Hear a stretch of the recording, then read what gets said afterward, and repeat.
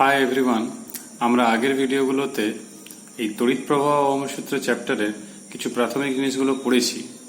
এখন আমরা একটা নতুন টপিক ঠিক বলবো না, দশম শ্রেণীতে তোমরা পড়েছো, কিছু টেক্সট বইতে তো ছিল আর সহায়িকাগুলোতে তো রয়েছে যে রোধের উষ্ণতা গুণাঙ্ক, যেটা আলফা দিয়ে ডিনোট করা হতো। তোমরা মনে করে দেখো, আমাদের এটাই এখন আলোচনার বিষয়বস্তু, আর আমাদের এখান থেকে অঙ্ক থিওরিও আসে। রোধের উষ্ণতা গুণাঙ্ক বলতে আমরা কি বুঝি? না, কোনো রোধক রয়েছে, ধরো 0 ডিগ্রি সেলসিয়াস উষ্ণতায় একক রোধ বিশিষ্ট কোনো পদার্থে প্রতি ডিগ্রি কিংবা প্রতি 1 ডিগ্রি সেলসিয়াস তাপমাত্রা কিংবা উষ্ণতা যদি পরিবর্তন করা হয়, সেটা বৃদ্ধিও হতে পারে, সেটা হ্রাসও হতে পারে। তার জন্য রোধের যে পরিমাণ পরিবর্তন হয় তাকেই বলা হয় ওই পদার্থের রোধের উষ্ণতা গুণাঙ্ক। তোমাদের যদি সংজ্ঞা এরকম মনে রাখতে অসুবিধা হয় কি মুখস্থ করতে না চাও, আমরা গাণিতিক রাশিমালা দিয়ে সহজেই সংজ্ঞা নিজে তৈরি করতে পারবো। কিরকম?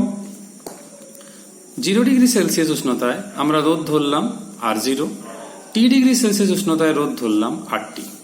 তাহলে সংজ্ঞা যেটা আমরা দেখলাম, সেখান থেকে এই আলফা ইকুয়ালস টু কিংবা রোধের উষ্ণতা গুণাঙ্ক সমান হচ্ছে রোধের পরিবর্তন বাই শুরুতে কিংবা 0 ডিগ্রি সেলসিয়াস উষ্ণতায় রোধ কত ছিল, শুরু মানে এখানে 0 ডিগ্রি সেলসিয়াসে ধরতে হবে, আর কত উষ্ণতার পরিবর্তন ঘটানো হয়েছে। তাহলে alpha equals to RT minus R0 by R0T। দেখো, এই রাশিমালাটা যদি তুমি মনে রাখো, এখান থেকে কিন্তু সহজে সংজ্ঞাটা তৈরি করা যাবে। কিরকম? দেখো, alpha equals to RT minus R0 কখন হবে? যখন R0 ইকুয়ালস টু 1 হবে আর T ইকুয়ালস টু 1 হবে। তার মানে কি?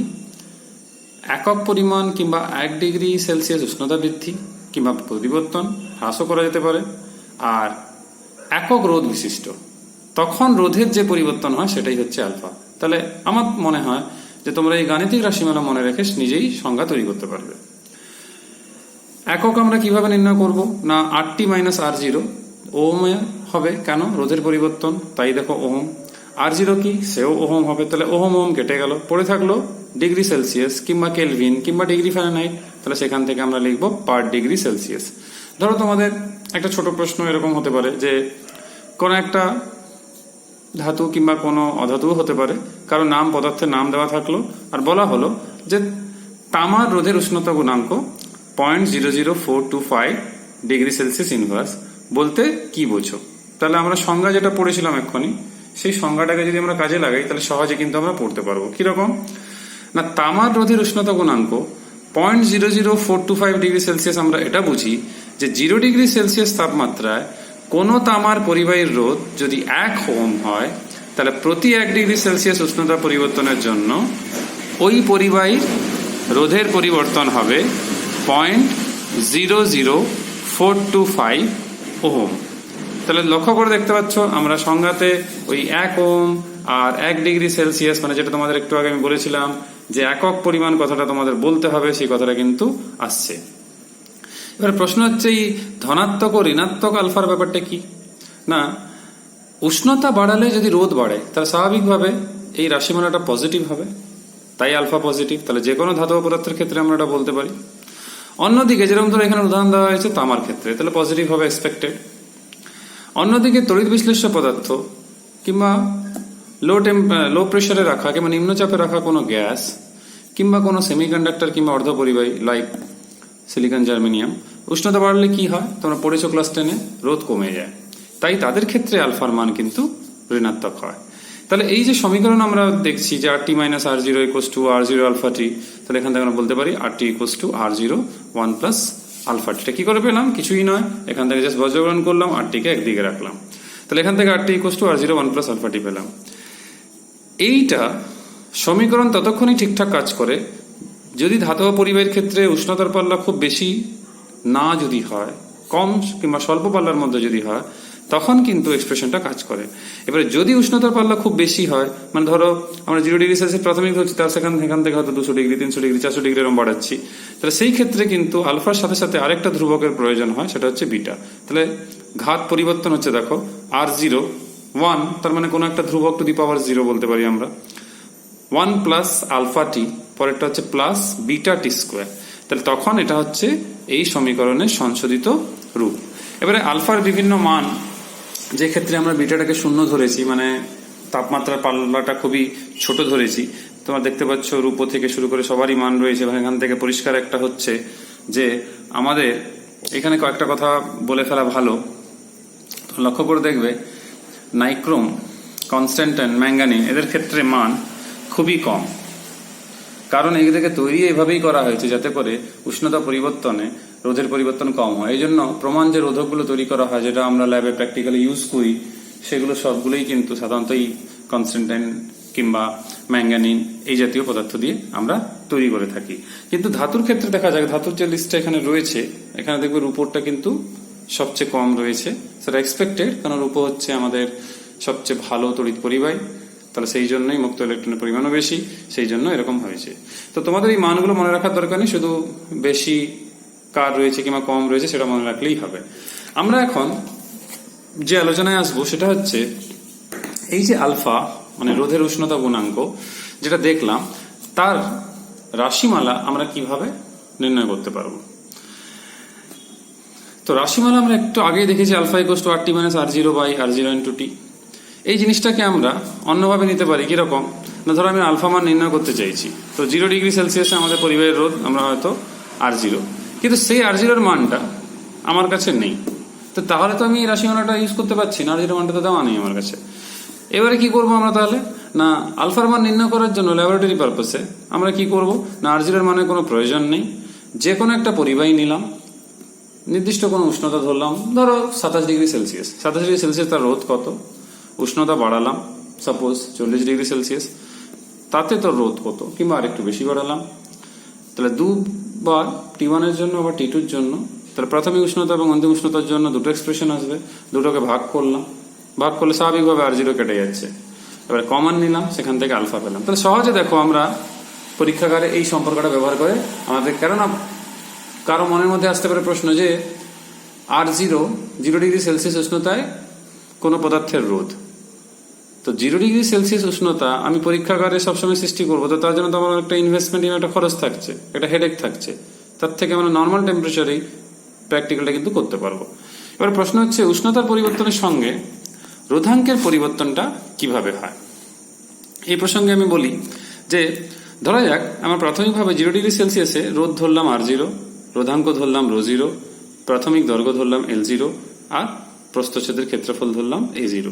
তাহলে T ডিগ্রি সেলসিয়াস যখন উষ্ণতা বৃদ্ধি করব, তখন স্বাভাবিকভাবে সবগুলোরই পরিবর্তন হবে। তাহলে রোধ হলো ক্যাপিটাল R, রোধাঙ্ক ρ, দৈর্ঘ্য L এবং A। আবার পরিবাহী উপাদানের যে রোধের যে উষ্ণতা গুণাঙ্ক, যেটা আমরা এখানে আগে দেখেছি আলফা, তো সেটা ধরলাম আলফা। লক্ষ্য করে দেখো এখানে লেখা আছে দৈর্ঘ্য প্রসারণ গুণাঙ্ক আলফা ড্যাশ, কারণ আলফা দিয়ে লিখি আমরা 11 তোমরা পড়েছো আলফা বিটা গামা, কিন্তু এখানে যদি আলফা লিখি এর সাথে এটা কিন্তু গুলিয়ে যাবে, একই রকম হয়ে যাচ্ছে, তাহলে সিম্বলের জন্য চেঞ্জ করতে বাধ্য হলাম আমরা। আর ক্ষেত্রফল প্রসারণ গুণাঙ্ক বিটা, তাহলে তোমরা পড়েছিলে বিটা সমান 2 আলফা, এই ক্ষেত্রে আলফার নাম দেওয়া হয়েছে আলফা ড্যাশ, তাহলে আমরা কি লিখলাম, বিটা সমান 2 আলফা ড্যাশ। তাহলে এখান থেকে আমরা সহজে বুঝতে পারলাম যে আমরা সেই একাদশ শ্রেণীতে যেটা পড়েছিলাম সেইটাকে কিন্তু আমরা কাজে লাগিয়েছি, তাই তো। এইবারে দেখো R equals to R0 1 plus alpha T, এটা আমরা আগেও পড়েছি, তাই তো। এইবারে যদি আমি সেটাকে ক্ষেত্রফলে কনভার্ট করি, তাহলে তার আগে বলি L সমান L0 1 প্লাস আলফা টি কিংবা 1 প্লাস আলফা ড্যাশ টি, এটাও পড়েছি আমরা। তাহলে ক্ষেত্রফলে কি হবে, A equals to A0 1 plus 2 alpha dash T. কেন এই 2 আলফা ড্যাশটা হচ্ছে বিটা, কারণ আমরা কি লিখতাম A equals to A0 1 plus beta টি, তো বিটা মানেই তো 2 আলফা ড্যাশ, বসালাম। আবার কি জানি R সমান রো L বাই A, তাহলে রো সমান কত না R A বাই L, তো প্রাথমিক ওই জন্য 0 লিখছি, পরে 0 লিখবো না, দুটোকে ভাগ করলাম, ভাগ করার পর এই মান যে রয়েছে R এর এবং A এর মান বসালাম, আর L এর মানটাও বসাতে হবে। বসালে লক্ষ্য করে দেখো এই R0 গুলো A0 গুলো L0 গুলো কেটে যাচ্ছে, নিচে একটা 1 প্লাস আলফা ড্যাশ টি থাকছে, সেটাকে উপরে নিয়ে আসো, আর উপরে লক্ষ্য করে দেখো 1 plus alpha T 1 plus 2 alpha dash T রয়েছে, তাই তো।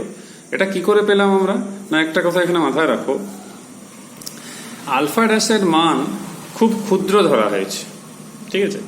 এবার আলফা ড্যাশের মান খুব ক্ষুদ্র ধরার জন্য এই জিনিসটা আমরা কিন্তু লিখতে পাচ্ছি, না হলে কিন্তু এটা কিন্তু লেখা যেত না। তার মানে কি, এই যে দেখছো এখানে 1+2 আলফা ড্যাশ টি আর এখানে 1+ আলফা ড্যাশ টি, তোমরা কি করবে এই 1+ আলফা ড্যাশ টিটাকে যদি উপরে নিয়ে যাও তাহলে কত আসবে 1+ আলফা ড্যাশ টি মাইনাস 1। তাহলে বাইনোমিয়াল থিওরেম যদি লাগানো হয় তাহলে সেটাকে লিখতে পারবো 1 - আলফা ড্যাশ টি, তার সাথে এরকে গুণ করো, গুণ করে এই যে আলফা ড্যাশের সাথে আলফা ড্যাশ গুণ হয়ে যে আলফা ড্যাশ স্কোয়ার আসছে, এটা বইতে করে দেওয়া নেই, সেটা কিন্তু নেগলেক্ট করতে পারবো কারণ আলফা ড্যাশের মান খুব ক্ষুদ্র, তাহলে এটা পেয়ে যাবে তোমরা। তাহলে রো ইকুয়াল টু কত পেলাম, rho 0 1+ alpha T into 1+ alpha dash T. তাহলে গুণ করে কমন নাও। তোমাদের মনে হতে পারে যে আমাদের একটা আলফা ইন্টু আলফা ড্যাশ টার্মটা ছিল না, ওই টার্মটা ছোট, ওই জন্য দেখবে লেখাও রয়েছে খুব ছোট, তাই সেই পদটাকে আমরা নেগলেক্ট করছি। তাহলে উষ্ণতা বৃদ্ধি পেলে এখান থেকে পরিষ্কার হলো যে রোধাঙ্কের মান কিন্তু বাড়ে। তাদের কখনই ভাববে না যে রোধাঙ্ক ধ্রুবক রাশি পরিবর্তন হবে না, কিন্তু ইন জেনারেল কনস্ট্যান্ট থাকে যদি কোনো বাহ্যিক কোনো প্রভাব না ফেলা হয় কিংবা এক্সটার্নাল কোনো কন্ডিশন চেঞ্জ না হয়। কিন্তু যদি উষ্ণতা বৃদ্ধি করা হয় তাহলে কিন্তু ধাতব উপাদানের রোধাঙ্ক কিন্তু বাড়ে। এই যে আমরা থিওরি শিখলাম রোধের উষ্ণতা গুণাঙ্ক নিয়ে, তো এইটা আমাদের এখানে কিছু ম্যাথামেটিক্যাল উদাহরণ রয়েছে, আরো কিছু তোমরা প্রশ্নবিদ্যায় পরে দেখতে পাবে। আপাতত তোমরা উদাহরণ অঙ্কটাই করো, আর এখানে পরিচ্ছেদ সংক্রান্ত কিছু প্রশ্ন রয়েছে সেগুলো দেখবে।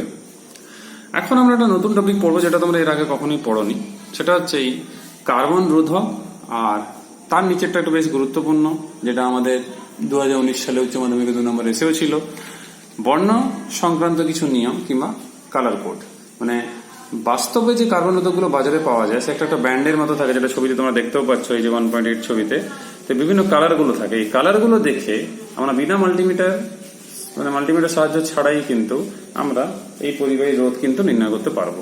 তো তার আগে জেনে ফেলা যাক যে এই কার্বন রোধক কি, আর কার্বন রোধক অত সস্তাতেও পাওয়া যায় বাজারে কেন, তার কারণটা। তো তড়িৎ বিজ্ঞান সংক্রান্ত যেসব পরীক্ষাগুলো করি আমরা ল্যাবরেটরিতে, তো মোটামুটি 0.1 ওহম থেকে 1000 ওহমের মধ্যে সাধারণত রোধকের ব্যবহার বেশি হয়। তাহলে এই ধরনের যে রোধগুলো যখন তৈরি করা হয় তো সেগুলো সাধারণত তামা বা অন্য কোনো পরিবাহী ধাতু বা ধাতু সংকর ব্যবহার করা হয়।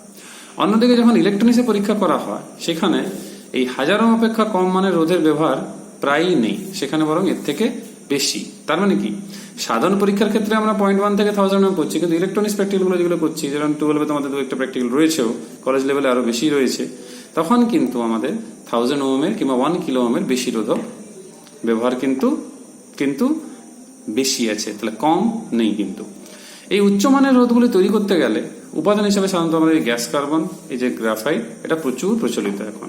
এগুলোকে বলা হয় কার্বন রেজিস্টার কিংবা কার্বন রোধক।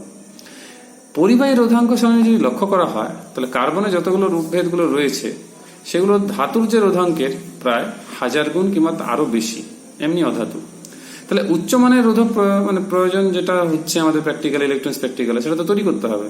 সেটা তৈরি করার জন্য এই জন্য আমরা অন্য কোনো অধাতু কিংবা কাউকে না নিয়ে আমরা কার্বনকে নিই, সহজলভ্য আর দামটাও খুব কম হয়।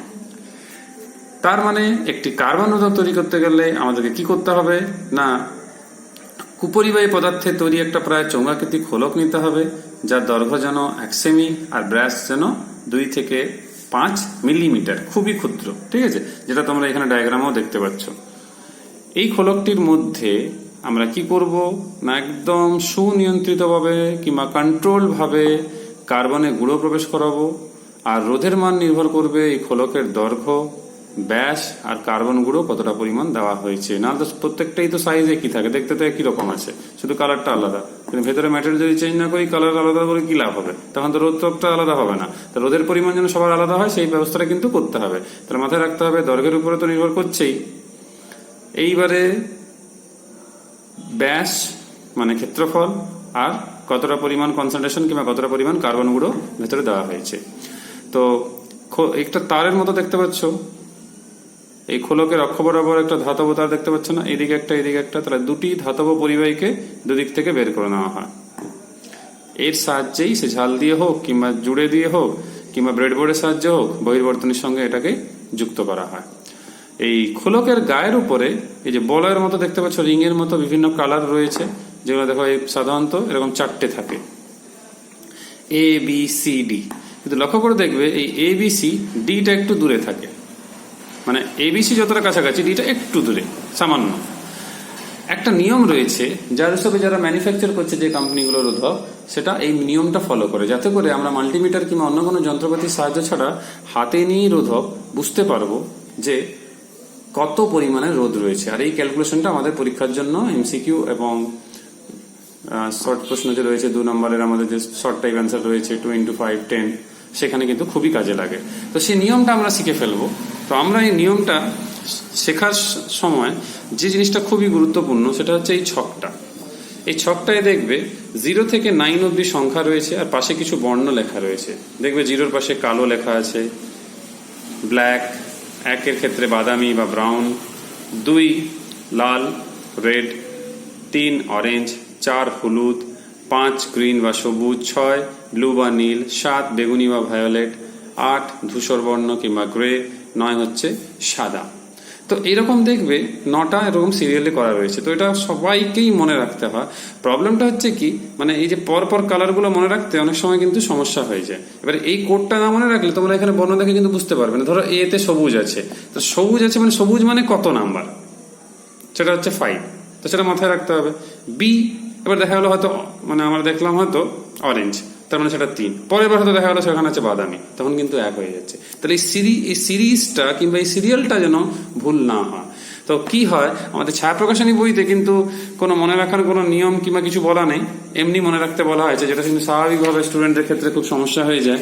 আমি তোমাদের একটা শর্ট টেকনিক বলছি, যেটা তোমরা সাঁতরা বই দেখতে পারো। এবার যদি সাঁতরা বই যাদের নেই, তোমরা এই সেন্টেন্সটা মনে রাখলে কিন্তু আমাদের পড়তে খুব সুবিধা হবে। আমি তোমাদের মিলিয়ে দিচ্ছি। B B Roy of great Britain is very good and wise. তাহলে আমি এখানে একটা সেন্টেন্সটা কমপ্লিট করে দিই। Very good and wise man. তাহলে এটা দেখো, এটা একটা ইংরেজির একটা বাক্য মনে হচ্ছে, তাই না? মনে রাখতেও সুবিধে। B B Roy of great Britain is very good and wise man. আমি কিছু আন্ডারলাইন করেছি, লক্ষ্য করে দেখো, B B R O Y, এগুলোতে আন্ডারলাইন নেই। যেগুলো আন্ডারলাইন নেই সেগুলো আমাদের কিন্তু ক্যালকুলেশনে লাগবে না, ঠিক আছে? আর যেগুলো আন্ডারলাইন করেছি সেই অক্ষরগুলো আমাদের ক্যালকুলেশন লাগবে। তাহলে আমি একটু মেলাই তোমাদের ওই ছায়ার বইয়ের সাথে, তাহলে তোমাদের মনে রাখতেও সুবিধা হবে। তোমরা লক্ষ্য করে দেখো, এইখানে সবচেয়ে প্রথমে কি ছিল? কালো ছিল। তাহলে বি রয়, B for black. Next B for brown. তারপর কি আছে? তারপর ছিল রয়, আর ফর রেড। তারপর আছে কি O for orange, Y for yellow. তারপরে দেখো অফে আমি আন্ডারলাইন করিনি, তারপর জিতে করেছি কি গ্রেট, জি ফর গ্রিন। তারপরে ব্রিটেন, বি ফর ব্লু। তারপর আন্ডারলাইন করেছি V for violet. Next good, G for grey, and ওয়াইজ, ডাব্লিউ ফর হোয়াইট। এই সিরিজটা দেখে কিংবা এইগুলো যদি পরপর আমরা মনে রাখতে পারি, সে যেভাবে খুশি মনে রাখতে পারো, 0 থেকে 9 অব্দি, এটা খুব হেল্প করবে আমরা ক্যালকুলেশন করতে। মনে না রাখতে পারলে কিন্তু তোমরা এটা মোটেই পরীক্ষায় করতে পারবে না। তো এটা কিভাবে সিরিজটা আমরা মেনটেন করব না, সেটার জন্য আমরা নিয়ম বলে দিলাম। এবার হচ্ছে দেখি, তোমরা হয়তো লক্ষ্য করেছে, দেখলে ডায়াগ্রামে 3টে বলয় ছিল, কিন্তু তোমরা হয়তো মনেও আছে যে আমি এক্ষুনি দেখিয়েছিলাম যে প্রথমে একটা বলয় ছিল, তারপরে একটা বলয় ছিল, তারপর একটা বলয় ছিল, আর একটা একটু ডিস্টেন্সে ছিল, এরকম 3টে রিং এর মতো ছিল। তাহলে আমরা তখন আমি বলেও ছিলাম তোমাদের যে আমি যদি পরপর এরকম নাম দিই ABCD, তাহলে সবচেয়ে প্রথমে যে রেখাটা থাকবে, ঠিক আছে, যেটা এ, যে রং থাকবে সেই সংখ্যাটা তোমরা লিখবে। ধরো 2 নম্বর কালার আছে, যেটা 2 ছিল আমাদের ওখানে, সেটা 2 লিখবো। বি যেটা থাকবে তারও সংখ্যা বসাবো। সির যে রেখা থাকবে, সি রেখায় যে সংখ্যাটা আসবে, দেখা গেল হয়তো 3 নম্বরে যে রং তার নাম এসছে, তাহলে ততগুলো শূন্য বসাবে,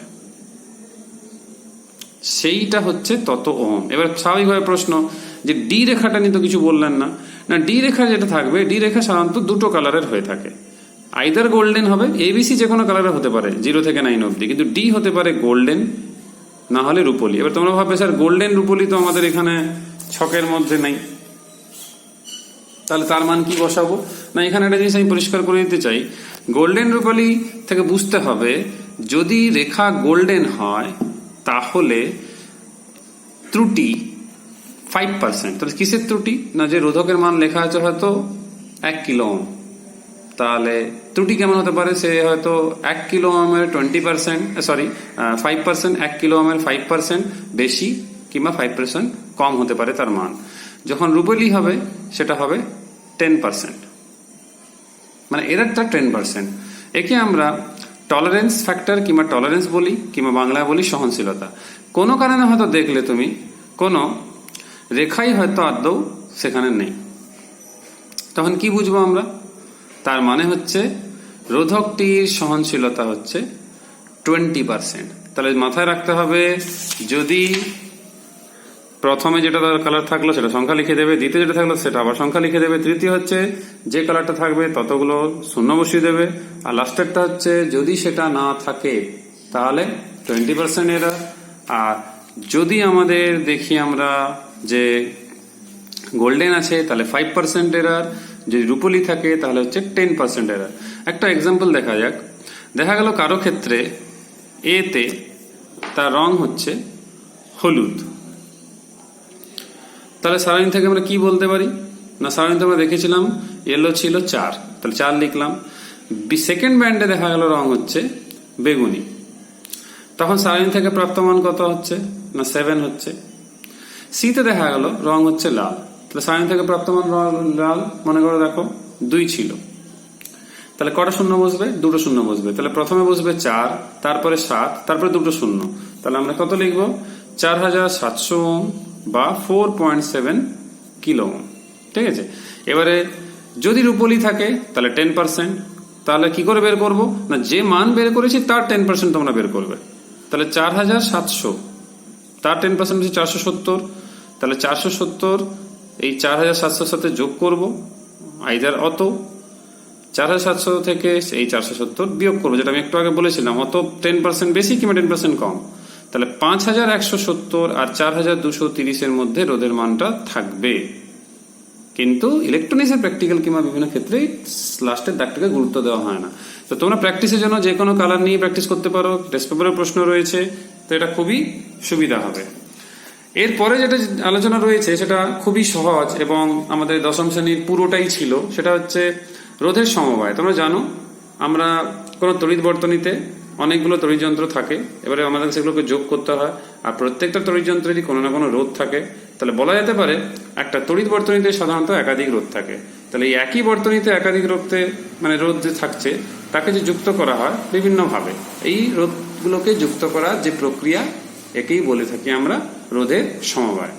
ঘরে আমাদের যে কারেন্টের কানেকশন করা হয়েছে, কিংবা তোমরা দেখতে পাচ্ছ হয়তো ঘরে একসাথে দুটো লাইট জ্বলছে, আবার দেখছো না একটা সুইচ টিপলে একটাই জ্বলছে, অন্যটার জন্য অন্য করা হচ্ছে, তাহলে তোমাদের series connection are parallel connection সম্বন্ধে ধারণা রয়েছে, আর দশম দিনতে ভালো করে পড়া হয়েছে। এখানে লিস্টে দেখবে রোধের সমবায়ের যে ক্লাসিফিকেশন রয়েছে, সেটা প্রথম রয়েছে শ্রেণী সমবায়, দ্বিতীয় হচ্ছে সমান্তরাল সমবায়, তৃতীয় হচ্ছে মিশ্র সমবায়। তিনটেই তোমরা দশম শ্রেণীতে পড়েছো। শ্রেণী সমবায় সমান্তরাল সমবায় যদি একসাথে থাকে তখন তাকে বলা হয় মিশ্র সমবায়। আর তুল্যরোধ কি? না, এই যে তুল্যরোধ ব্যাপারটা হচ্ছে কিনা একটা তড়িৎ বর্তনীতে আমরা কোনো রোধের সমবায়কে একটি মাত্র রোধ দিয়ে যখন প্রতিস্থাপিত করা হয়, ধরো 5টা একসাথে শ্রেণী সমবায় আছে, আমি 5টা থেকে যেটা পেলাম সেটাই হচ্ছে আমার তুল্যরোধ। কিংবা 2 ওহমের হয়তো 5টা রোধক পরপর শ্রেণী সমবায় যুক্ত করা হয়েছে, তোমরা জানো শ্রেণী সমবায় পরপর যোগ হবে, তো যোগ হলে কত হলো? না 10 ওহম। তাহলে আমি যদি একটা রোধক আঁকি, সে তার গায়ে যদি আমি 10 ওহম লিখি, তাহলে সে হচ্ছে তার তুল্য রোধ কিংবা তুল্যাঙ্ক রোধ, একেই বলা হয় সেই সমবায়ের তুল্য রোধ। তাহলে শ্রেণী সমবায়ের ক্ষেত্রে যোগ হয় আমরা জানি। তাহলে কিভাবে প্রমাণটা করব? না, শ্রেণী সমবায় কখন বলবো? না, যদি কয়েকটি রোধকে পর পর এমন ভাবে জোড়া লাগানো হলো যাতে একটি শেষ প্রান্তের সঙ্গে পরের প্রথম প্রান্ত কিংবা আদি প্রান্ত যদি পরপর এরকম থাকে তখন তাকে বলা হয় শ্রেণী সমবায়। যেমন তোমরা এখানে ছবিতে দেখতে পাচ্ছ এ বি, বি হচ্ছে প্রথম রোধকের শেষ প্রান্ত, আর সেই বিটা দেখো দ্বিতীয় রোধক যে R2 রয়েছে তার আদি প্রান্তের সঙ্গে যুক্ত হয়েছে। একইভাবে R3 ক্ষেত্রেও তাই, তাহলে পরপর এইভাবে যুক্ত হয়েছে। তো ডায়াগ্রাম দেখেই তোমরা বুঝতে পারছো কমন ব্যাপার এটাই হচ্ছে প্রত্যেকটি রোধকের মধ্য দিয়ে সমান পরিমাণের প্রবাহ মাত্রা যাচ্ছে, তাহলে মানে মূল প্রবাহ মাত্রা বিভক্ত হয় না, যেটা সমান্তরাল সমবায় হবে পরেরটায় তোমরা দেখবে। তাহলে ওহমের সূত্র যদি আমি এবির মধ্যে লাগাই তাহলে লিখতে পারি VA মাইনাস VB সমান IR1, যেহেতু আই পরিবর্তন হয়নি। বিসির মধ্যে যদি প্রয়োগ করি তাহলে VB মাইনাস VC সমান IR2, আর সিডির মধ্যে যদি প্রয়োগ করি তাহলে VC minus VD equals to IR3। সবগুলোকে যোগ করো, তাহলে পাওয়া যাচ্ছে VA minus VD equals to IR1 plus R2 plus R3। তাহলে যদি তুল্য রোধ দিয়ে আমি পরিবর্তন করি তাহলে সব একই থাকবে, শুধু R1 plus R2 plus R3 এর জায়গায় আর লিখবো, যেটা একটু আগে বলেছিলাম। তাহলে তুলনা করলে পাওয়া যাচ্ছে R সমান R1 plus R2 plus R3। তাহলে লক্ষ্য করে দেখো, সমবায় যুক্ত প্রত্যেকটি রোধকের রোধের মান পরস্পরের সঙ্গে যুক্ত হয়ে গেছে, তার মানে তুল্য রোধের মান বৃদ্ধি পেয়েছে। তাহলে বর্তনীতে যেই রোধ থাকুক না কেন, সর্বোচ্চ যে রোধ আছে তার থেকে তুল্য রোধের মান অনেকটাই বেশি। যদি আমরা এই R1 R2 R3 বাদে যদি আরো অনেকগুলো রোধ লাগাই, ধরো আপ টু n, তাহলে সবগুলো যোগ হয়ে যাবে। তাহলে কি দেখলাম এই তুল্য রোধের শ্রেণী সমবায় বের করার সাথে? তাহলে প্রত্যেকটা রোধের মধ্যে দিয়ে সমান পরিমাণ প্রবাহ মাত্রা গেছে। তুল্য রোধ হচ্ছে যতগুলো রোধ ছিল তার সমষ্টি। যেহেতু রোধগুলোকে যোগ করে আমরা একটা তুল্য রোধ পেয়েছি, সেহেতু রোধের মান সমবায়ের প্রত্যেকটি রোধের মানের চেয়ে বড় হয়। তোমাদের প্রমাণ করতে বলতে পারে, কিন্তু খুব সহজ প্রশ্ন, হয়তো আসবে না, তবুও পড়ে রাখা দরকার রয়েছে। সমান্তরালটা তবুও আসে যে রোধগুলোকে যোগ করলাম, যেটা পেলাম সেটা কিন্তু বর্তনীতে যুক্ত করে যে সবচেয়ে বড় থাকবে তার থেকে বেশি। ওই জন্য ধরো উদাহরণ দিচ্ছি, 2 ওহম, 3 ওহম, 5 ওহম যোগ করে পেলাম 10 ওহম। তাহলে দেখো 10 ওহমটা 2 এর থেকেও বড়, 3 এর থেকেও বড়, আবার 5 এর থেকেও বড়। তাহলে সবচেয়ে বড় যেটা সেটা তুল্য রোধটাই হয়। আর কি না, যদি আমরা n সংখ্যক নিই তো স্বাভাবিকভাবে n ইন্টু r হবে। যদি প্রত্যেকটার মান r হয়, আর যেরকম n সংখ্যক নিই তো nr হবে। সমবায়ের যে প্রান্তীয় বিভব পার্থক্য হবে সেটা কি হবে না, রোধগুলির যে প্রান্তীয় বিভব পার্থক্য সেটা সমষ্টি হবে। তোমরা দেখেছিলে, আমরা যোগ করেছিলাম। প্রবাহমাত্রা যেহেতু ধ্রুবক, তাহলে যে কোনো রোধের প্রান্তীয় বিভব পার্থক্য অবশ্যই রোধের সমানুপাতিক হবে। রোধগুলি যদি স্থান বিনিময় করেও দেওয়া হয় তাহলে প্রবাহমাত্রা কিংবা তুল্য রোধের কোনো রকম পরিবর্তন হবে না। মানে বলতে চাইছি, R1 কে যদি শেষে লাগাই, R3 কে যদি সামনে লাগাই, এর ফলে কিন্তু ক্যালকুলেশনে চেঞ্জ এলেও ফলাফলে কোনো চেঞ্জ নেই। ক্যালকুলেশনে চেঞ্জ বলতে 3 নম্বর ক্যালকুলেশনটা তো একে চলে এলো, একটা হয়তো 2 চলে এলো, কিন্তু যোগই হবে, আলটিমেট রেজাল্টটা কিন্তু একই থাকবে। তো শ্রেণী সমবায় নিয়ে এখানে দুটো উদাহরণও রয়েছে অঙ্ক। আর সমান্তরাল সমবায় কি হয় না, দুই প্রান্তের বিভব পার্থক্য কি থাকে। কি করে বুঝবো সমান্তরাল সমবায় আছে না, সবসময় মাথায় রাখবে যতগুলি রোধক রয়েছে কি রোধ রয়েছে তাদের প্রত্যেকের আদি বিন্দুগুলো এক জায়গাতে, আর অপর প্রান্তগুলো মানে দুটো সাইড দুদিকে একটা নির্দিষ্ট বিন্দু দিয়ে শুরু হচ্ছে। তাহলে প্রত্যেকে দেখো স্টার্টিং পয়েন্ট আর এন্ড পয়েন্ট যেহেতু একই, তার মানে এদের প্রান্তের বিভব পার্থক্য একই, কিন্তু প্রবাহমাত্রা আলাদা হচ্ছে। কেন, প্রবাহমাত্রা I হয়তো ঢুকেছিল, কিন্তু সে বিভক্ত হয়ে যাচ্ছে I1 I2 I3। এবারে তোমাদের মনে হতে পারে তিনটে সমান ভাগে ভাগ হলো না কেন, না তিনটে রোধকের মান কিংবা রোধের মান তো একই নয়, তাহলে সমান ভাগে কি করে হবে? যদি তুমি সমান পরিমাণে রোধ লাগা R R R, তাহলে কিন্তু I হবে। তখন অবশ্য ওটাকে IR বলা যাবে না, তখন অন্য কিছু বলতে হবে। আর যদি I থাকে তাহলে প্রত্যেকটা I1 I1 I1 এরকম হবে, কিংবা I dash I dash I dash এরকম হবে। ক্যালকুলেশন আমরা কিভাবে করব? লক্ষ্য করে দেখলাম যে ব্যাটারি থেকে যে কারেন্টটা দিয়েছে সেটা যদি I হয়, সেটা 3 ভাগে ভেঙেছিল। সেটা হচ্ছে I1 plus I2 plus I3। তাহলে তিনটের যোগফল অবশ্যই I এর সাথে সমান হবে। তাহলে R1 রোধের জন্য I1 সমান কত হবে না, ওহমের সূত্র লাগাবো, VA minus VB by R1। I2 এর জন্য একইভাবে VA minus VB by R2, I3 এর জন্য same VA minus VB by R3। সব কটাকে যোগ করলাম, যোগ করে তুল্য রোধের সঙ্গে তুলনা করলাম, মানে সমীকরণ 6 এর সাথে তুলনা করলাম। তাহলে কি পেলাম, R ইকুয়ালস টু কিংবা 1/R equals to 1/R1 plus 1/R2 plus 1/R3। তাহলে লক্ষ্য করে দেখো, যতগুলো এরকম যদি আমি আপ টু n টার্মস করি তাহলে 1/R1 plus 1/R2 plus 1/R3 dot dot dot dot 1/Rn। তার মানে সমান্তরাল সমবায় যে তুল্য রোধটা পাওয়া যায়, তোমরা দশম শ্রেণীতে পড়েছো, সেগুলো রোধের যে অন্যনক হচ্ছে কিংবা রেসিপ্রোকাল তার অন্যনকের সমষ্টির সঙ্গে সমান। এতে একটা খুব গুরুত্বপূর্ণ পয়েন্ট দাঁড়িয়ে যাচ্ছে এখান থেকে, যে আমরা যে পরিমাণ তুল্যরোধটা পাচ্ছি সেটা কিন্তু বর্তনীতে যুক্ত করা অবস্থায় সবচেয়ে যে ক্ষুদ্রতম রোধ হবে তার থেকেও কিন্তু তুল্যরোধের মান কম হবে, যেটা প্রমাণ করতে আমাদের এইচএস পরীক্ষাতেও দিয়েছে, যেটা আমরা পরে আবার আলোচনা করব। হোয়াটসঅ্যাপে রয়েছে প্রশ্ন। তাহলে বিভিন্ন রোধে প্রবাহমাত্রা নির্ণয় কি করে করবো না, I equals to VA minus VB by R। তাহলে I1 কত হবে না, VA minus VB by R1।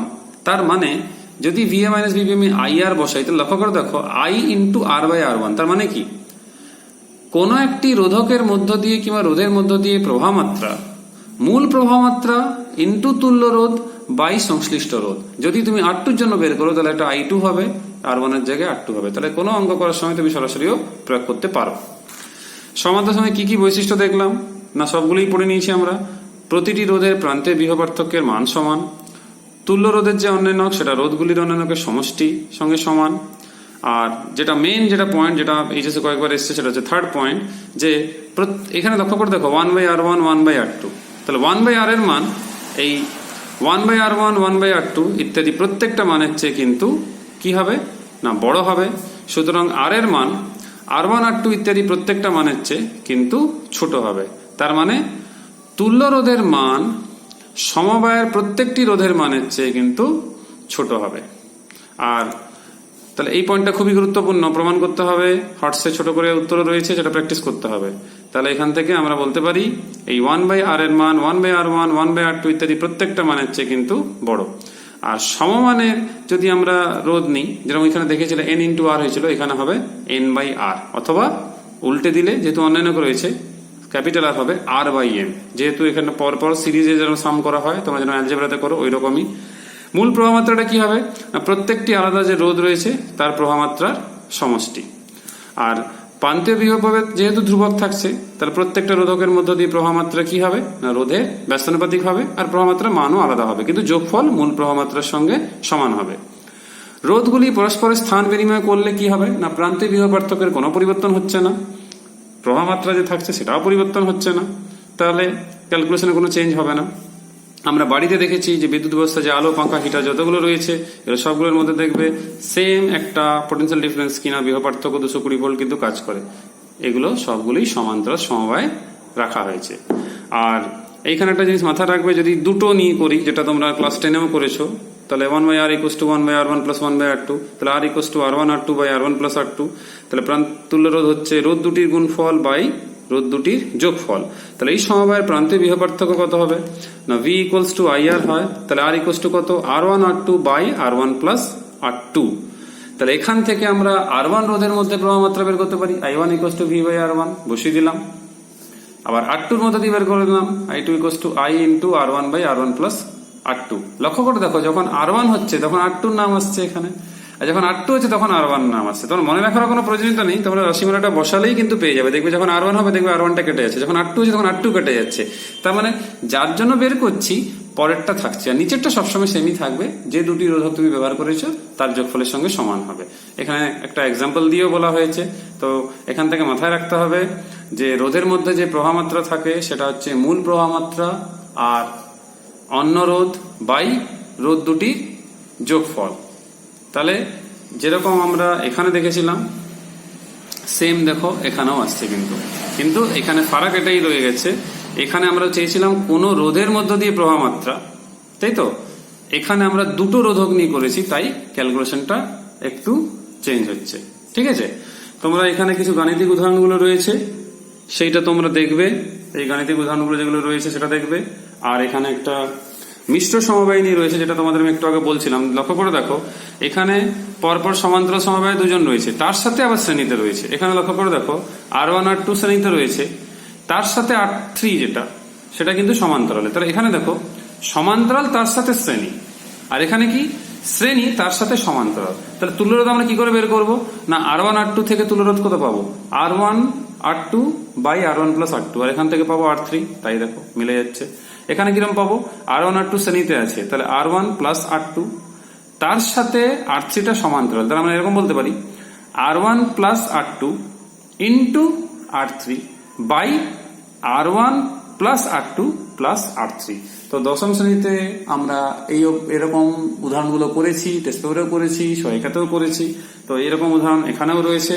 তোমাদের কাজ হচ্ছে এই উদাহরণগুলো, স্পেশালি এই জাতীয় উদাহরণগুলো তোমরা মনে করে দেখো টেস্ট পেপারে করতে, প্রশ্নবিদ্যায় করতে এই ক্যালকুলেশনগুলো দেখতে হবে। এখানে গাণিতিক উদাহরণ মোটামুটি 4টে রয়েছে, তোমরা এগুলো ভালো করে করবে। টিল দেন বাই, সবাই এই অবধি কমপ্লিট করে রাখবে।